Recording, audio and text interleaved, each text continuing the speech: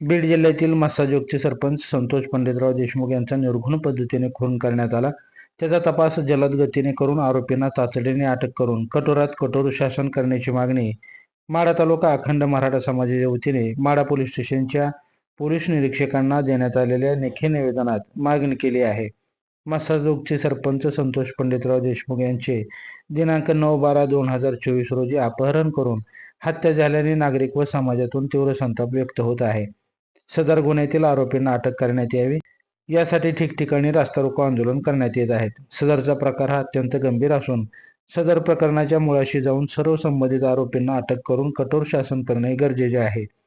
संतोष देशमुख यांच्या खून प्रकरणाचा तपास जलद गतीने करून प्रकरणात मुळाशी जाऊन सर्व आरोपींना अटक करून शासन करावे, अन्यथा अखंड मराठा समाजातर्फे तीव्र आंदोलन करण्यात येईल असाही इशारा देण्यात आला आहे. ताज्या घडामोडी जाणून घेण्यासाठी लाईव्ह महाराष्ट्र झोन न्यूजच्या यूट्यूब चॅनलला सबस्क्राईब करा, तसेच बेल आयकॉनला प्रेस करा.